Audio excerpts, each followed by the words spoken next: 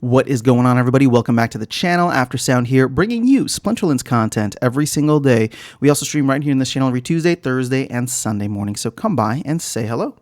All right, we're going to talk about Soulbound rewards and the compromise solution put forth by Dave McCoy.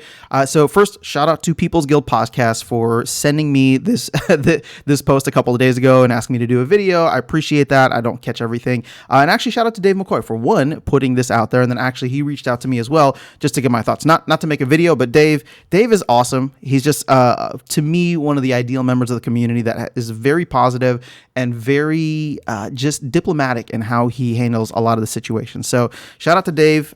We appreciate you, and we appreciate you taking the time to actually listen to all the different sides as you do so well, and listen to all the different sides and find a solution, or at least try to come up with a solution that will be beneficial for as many people as possible. Okay, so let's actually dive in here. Now, the issue is what should be, how should we unlock the Soulbound reward cards? Should we even unlock the Soulbound reward cards? And if we do, what is the value at which they should be, unlockable? So obviously we have right now, well, let's see here. I don't want to read the whole thing to you. You can go and I highly recommend you go read the post yourself and give Dave an upvote if you can. But let's see here. So choices: keep the cards permanently soulbound, but give players the right to buy them from the game in some way. Again, this is for future players that we're thinking about, right? Or unlock them for a fee so they can be traded, bought, sold, and rented. So concerns: cost of players versus abilities to monetize cards, economic impact, ability to attract future players. So there's a lot being considered in this, okay? So what we know is that the current thing that has been proposed and voted on, is it's going to be a 2x DEC burn value to unlock it just for land. Half of that can be used in vouchers at a rate of 200 DEC for vouchers, right? So roughly 20 cents per voucher. There's no agreement yet for full unlocking, but the community did vote on this proposal a little while back. Now, Yabba Matt has been quoted as saying that a 4x burn with half, a discount in vouchers is the minimum cost in order to make sense economically.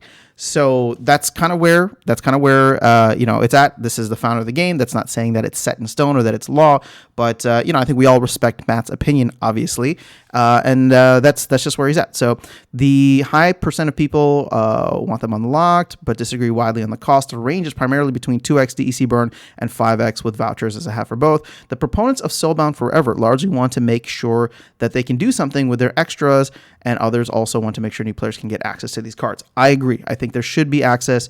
I love the proof of time that Soulbound has done, but I think that if new players come in and they're just getting beaten down by like a Coastal Sentry and they have no way of getting one, that's going to be an issue. Even if the Coastal Sentry is trading for $30 or $50 or $100, it doesn't matter. As long as it's available for people, they'll feel like they have a shot. Again, they're going to feel probably a little disenfranchised if they don't have the money for it, but at least it's not completely locked away from them. So, that's why I think that I would never go with the permanent Soulbound. I mean, it'd be interesting, but I think that you need to keep it unlockable for the future. So, all right. So Dave has a compromise solution. All right. So part one, the cost to fully unlock is 4x DEC burn, as was suggested by Matt as the minimum. But part two, he wants to put a time window to give a print ending run discount to those seeking lower cost to unlock. So when they set a date for the everything's going to be out of print, and keep in mind, I don't think it's going to be print numbers. It's probably just going to be a date is what this is proposing, right? And we haven't heard like actual print numbers or print limits, I should say, set forth by the team. Well, then for the 30 days before that happens, each player can pay a discounted fee of 3 times the burn fee, and then, or burn value, and then have, half of that available in vouchers. And so, he's trying to give a fair concession to those that wanted cheaper cards, and this gives them a time frame to do so if they want to take action. On the day that the print is finished, then the cards will be able to be unlocked at the regular 4x rate for 1 full year. And after this time is passed, no further Soulbound cards can be unlocked in any way. This will give surety to the process and enable everyone to make choices within a reasonable time frame. Now, the 1 year is, again, I'm not against 1 year, but I'm almost wondering if instead of saying 1 year, maybe just set it as whenever, sorry, not Rebellion, but Chaos goes out of modern format. Now, granted, if this ends up happening like in the middle of 2024 and we're on an 18th month cycle, that would be roughly a year, but it may happen beforehand, right? And so, again, I'm not really tied to it. I'm just saying like 1 full year seems arbitrary and well thought out, right? But still arbitrary. But if you align it with the rotating of formats, right? So Chaos rotating out, that would also make sense in my opinion. And then part 4, suggested by Matt, SPL creates a special benefit for burning any regular foil or gold foil cards beyond max level. This process would only apply to cards above full max and would be only available until those cards go out of print. So the benefit will be left up to the Splinter team. So this is an interesting one, especially for those who maybe are worried about the unlock costs being too high. But if you get some kind of maybe in-game benefit or something, where you'd be able to burn all the extras that you have. You don't need to unlock anything and worry about that. Maybe you could, maybe we could have something fun with that. But that's part 4. In my opinion, that adds a little more complexity to this, and it adds a little bit more, obviously, resources and time that the team will need to spend on creating something to give out of value. And I'm not even talking financial value, just something of value that the community would feel is worthwhile in order to take such actions rather than unlocking. So let's see. I ask everyone to recognize that no one's going to get what they want, both large and small players alike. We are not going to get a 2x solution, and it doesn't seem like we're going to get a pure 5x plus. So, this is where things are at. Dave is asking for comments and feedback. I've already told him my comments and feedback, but just to kind of reiterate it here publicly for you guys, I think it's a great compromise solution. There's certain things that I might tweak here and there. This is not a pre-proposal, right? But for me, I just appreciate Dave for taking the time to really listen to everybody and push forth a compromise.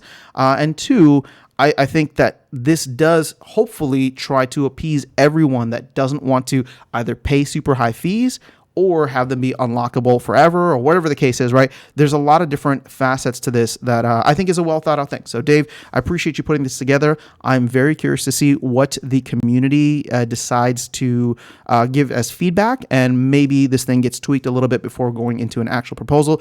I would also, and Dave, I don't know if you've talked about this already, but outside of Matt's previous comments, I don't know if I've seen him respond here. I would actually love to get his opinion on this as well, because we know that this is something that Matt was going to think very critically on after the other 2 releases, right? So now that Land is out, now that Rebellion is out, he said that this is one of the things that they wanted to focus on. So I don't see Matt responding here, but we'll go ahead. Maybe if there's a follow-up that's worthwhile, I can cover it here in a video. But if you're following this, we're going to get something at some point. Hopefully that will be a proposal or just some kind of solution that's put forth by the team. Because keep in mind, this doesn't need to be a DAO vote. The team can just decide what they want to do. But I find it interesting, and I appreciate Dave and all of you guys for taking the time. So that's all I got in this video. I'll catch you all in the next one and see you around the game. Take care.